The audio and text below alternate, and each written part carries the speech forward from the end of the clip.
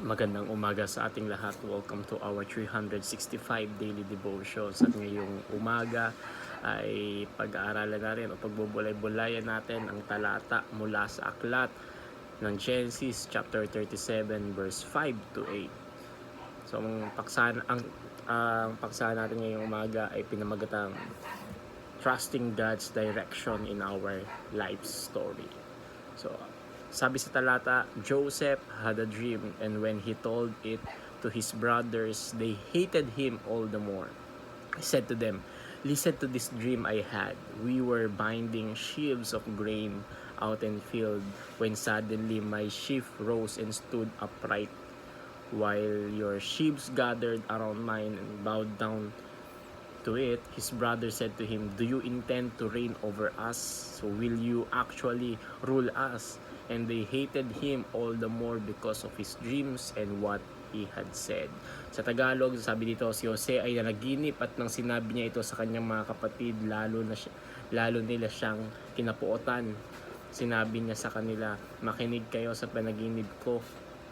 Nagbibigkis tayo ng mga uhay ng trigo sa bukid nang biglang tumayo ng matuwid ang bigkis ko at ang mga bigkis nyo ay lumigid sa bigkis ko ay yumukod dito." Sinabi niya sa kanyang mga kapatid, "Balak mo bang maghari sa amin? Talagang mamumuno ka sa amin." Kaya't lalo nila silang kinapuotan dahil sa kanyang panaginip at sinabi niya.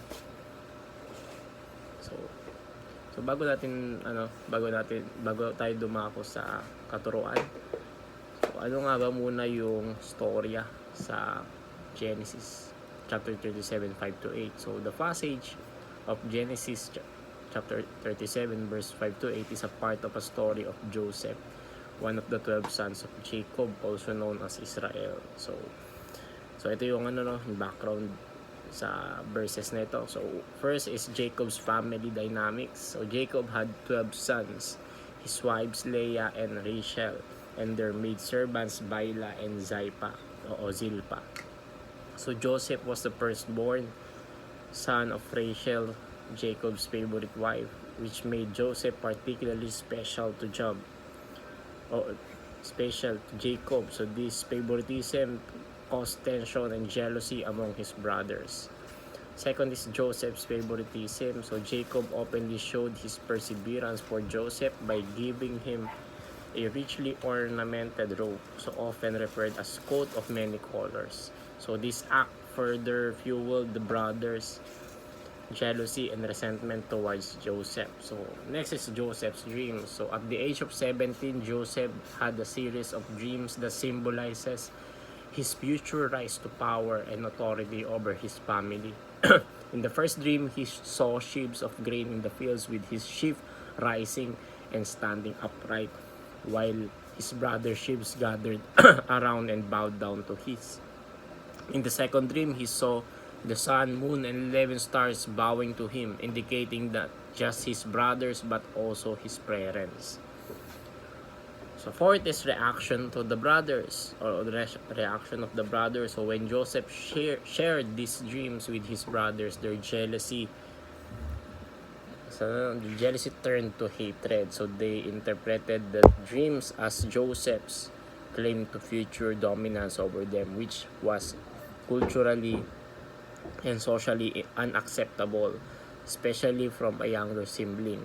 So their animosity towards Joseph grew, setting the stage for the subsequent actions they would take against him. So these verses are pivotal as they introduce Joseph's prophetic dreams and deep-seated jealousy of his brothers, which eventually leads to significant events in Joseph's life, including his sale into slavery, his rise to power in Egypt, and eventual fulfillment of his dreams.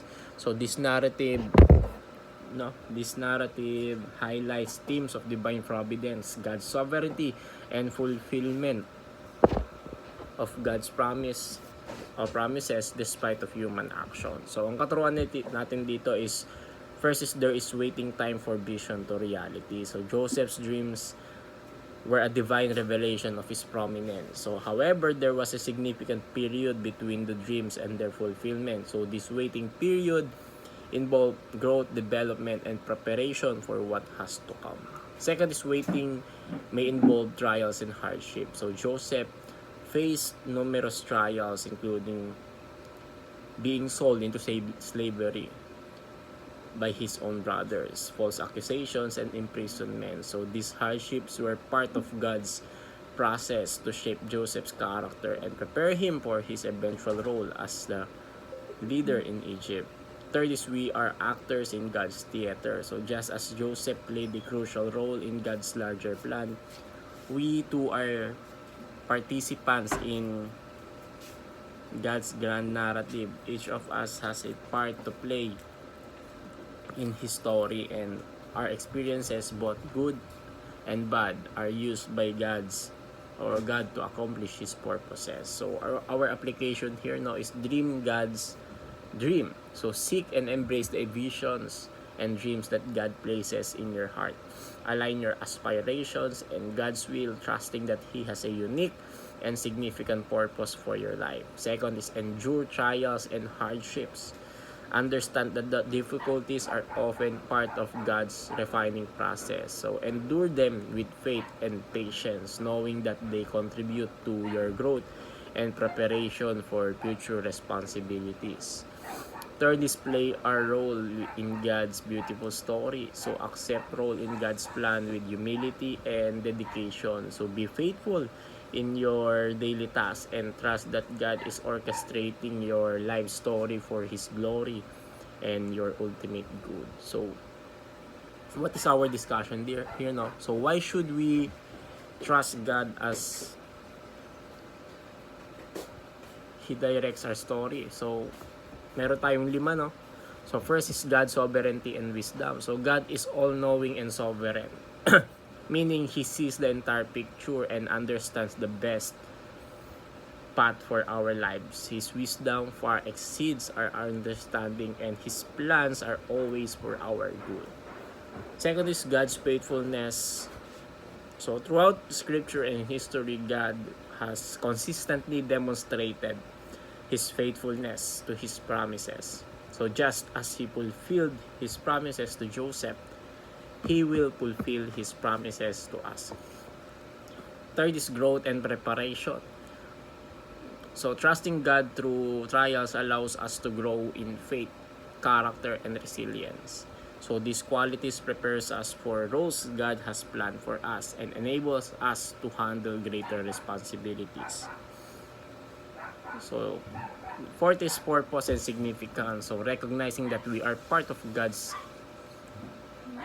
larger story gives our lives purpose and significance. So every experience, whether joyful or challenging, contributes to God's overarching plan. Fifth is peace and assurance. So trusting God brings peace and assurance even in uncertain times, knowing that God is in control and has a good plan for our lives. So helps us to remain calm and hopeful regardless of our circumstances. So by trusting God as he directs our story, we can navigate life's challenges with confidence and hope, knowing that he is working everything for our ultimate good and his glory.